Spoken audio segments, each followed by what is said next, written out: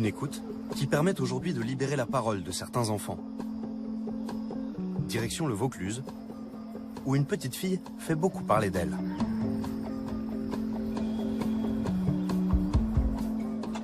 Bonjour Guillaume. Bonjour. Guillaume, le père de famille, nous accueille. Aujourd'hui c'est mercredi, il n'y a pas école, c'est monsieur qui est de garde. Bonjour. Bonjour. Ça va Lily? Comment ça va Adam? Voici Lily, 8 ans, et son frère jumeau Adam. Ce matin, c'est session devoir. Je dois réviser tous les mots qui sont... Et il faut que tu saches quoi sur ces mots? Je vais les écrire. Nombreux, longtemps, Fermé. autant. Adam. Thomas. Il y a autrefois. A-U-T-R-E-F. OK. Il y a quoi la fin? Ouais, bravo. Et possible, c'était comment déjà? P-O-2-S. Ouais. I-L. Allez. Allez. C'est Adam le plus fort ou c'est toi? C'est moi qui ai les meilleures notes de la famille. Une matinée ordinaire. Pourtant, il y a quelques mois, cette famille a vécu un gros bouleversement, car Lily est née dans un corps de garçon. Et nombreux, c'était comment? Et Lily, tu me montes ta jambe? Ouais. Allez. Allez, go. Je te suis? Ouais. Par contre, c'est pour les nains. Alors, vous devrez baisser la tête. Ouais, moi je crois que ça ira, tu sais. La visite commence par son ancienne chambre, celle qu'elle partageait jusqu'ici avec son frère jumeau. Là, on est dans la chambre d'Adam. Avant, il y avait des rideaux ici. Ouais. Le poutre. Tout ce coin, c'était à moi. Ça s'est passé comment quand Lily t'a expliqué ce qui se passait? C'était un gros choc. Pourquoi? Puisque je passe d'un frère à une sœur. Et ah non, ça devait t'arranger puisque, en fait, t'avais déjà une sœur. Donc tu savais très bien ce que ça fait. C'est saoulant. Pourquoi? Mais puisque ça fait qu'embêter. Ah bon, c'est les sœurs qui embêtent? Tu vas nous faire croire ça, Adam? Et quoi? Lily, c'est vrai? Les sœurs, ça embête? Depuis quelques mois, c'est dans la chambre de Mélina, l'aînée de la fratrie, que Lily s'est installée. Il est pas mal. Maintenant, je suis dans la chambre de ma sœur. Et pourquoi? Parce que maman, elle dit que les filles doivent aller avec les filles et que les garçons avec les garçons. Comment ça s'est passé quand t'as expliqué à Adam et quand t'as expliqué à Mélina? C'était plus facile de le dire à Mélina qu'à Adam. Pourquoi? Parce que Adam, c'est mon frère jumeau. Du coup, ça lui a fait un peu de peine. Tu crois? Et pourquoi? Parce que j'étais plus son frère, mais j'étais sa sœur. Et tu te rappelles de comment tu te sentais? J'étais soulagée. C'est vrai? Pourquoi? Parce que j'avais mon bon corps. T'as vu le vent qui met, Sarah? J'avais effacé mon tableau. Non, Adam. Mais donc c'est moi. Ouais. Il est midi, Mélina, 11 ans, vient justement de rentrer du collège.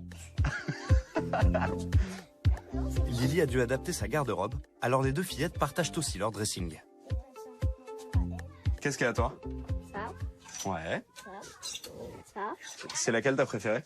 Adam, il me pique mes livres qu'il a. C'est elle ta préf? Ouais. C'était important pour toi de pouvoir mettre les habits que tu veux? Oui. Je suis une fille, donc je vais pas sortir avec mes habits de garçon. C'est les anciennes robes de Mélina, ça ou pas? Certaines. Et je vais te lui donner ça vu qu'elle me va. Oh là là, surtout pas, c'est moche. Je m'ennuie. Je me suis mis comme ça. Ok, je te laisse ton lit canon. Quand Lily t'a expliqué qu'elle était une petite fille, ça s'est passé comment? Ça s'est bien passé, vu que j'ai senti un soulagement et elle était plus heureuse. Oui, très, merci. J'étais. Est-ce que tu sentais qu'avant elle était un peu moins heureuse? Oui, elle était pas bien, elle était tout le temps triste, tout le temps en colère. C'est vrai, Lily, t'avais des idées noires? Ouais? Tiens. Pourquoi? Elle disait que sa vie était nulle, encore. T'en avais marre, quoi. Ouais. Elle disait que sa vie était nulle et qu'elle n'aimait pas sa vie. Mais oui, je comprenais pas ça. Quoi? Voilà. Et il y en a qui sont encore un peu en prison. Quoi? Pour avoir ça, moi. Ce qu'a vécu Lily porte un nom, la dysphorie de genre. La personne qui ne s'associe plus à son sexe assigné à la naissance subit ça mal, le vit mal, a des difficultés sociales, psychologiques. Mais il faut bien retenir que toutes les personnes trans ne vivent pas cette dysphorie et que d'ailleurs, je pense que pour beaucoup d'entre elles, si elles la vivent, c'est justement du fait de cette pression permanente, du fait que voilà, on est tout le temps renvoyé à notre genre. Pour Lily, cette dysphorie de genre s'est manifestée de façon violente.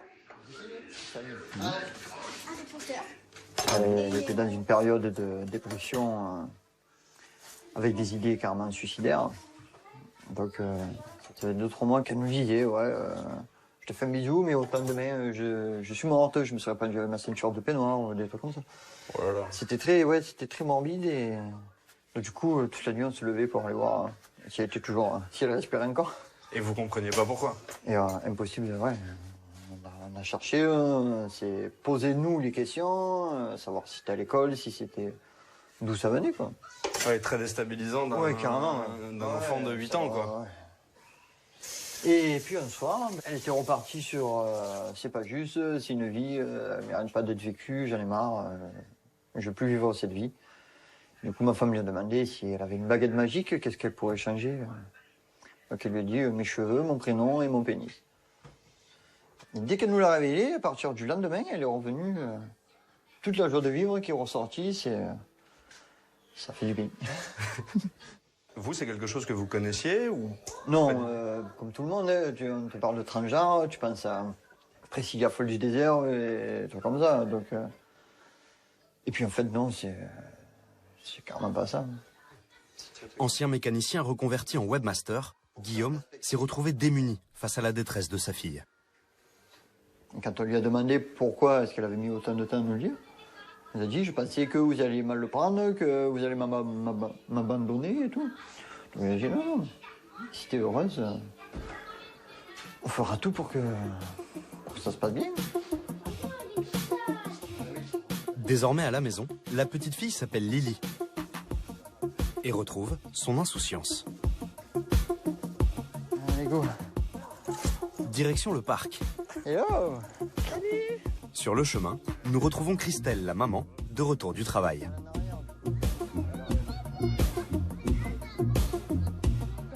Christelle est éducatrice spécialisée. Elle travaille avec les enfants. C'est elle qui a prévenu les parents des amis de Lily.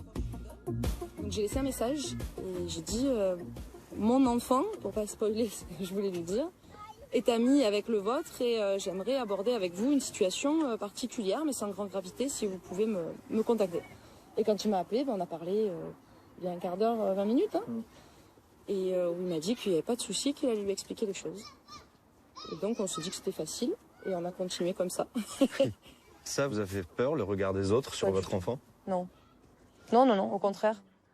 Au contraire, on se dit qu'on est tellement fiers d'avoir un enfant qui réussit à s'affirmer. Donc non, nous, le regard des autres, honnêtement, au mieux, il nous ravit et au pire, on s'en moque.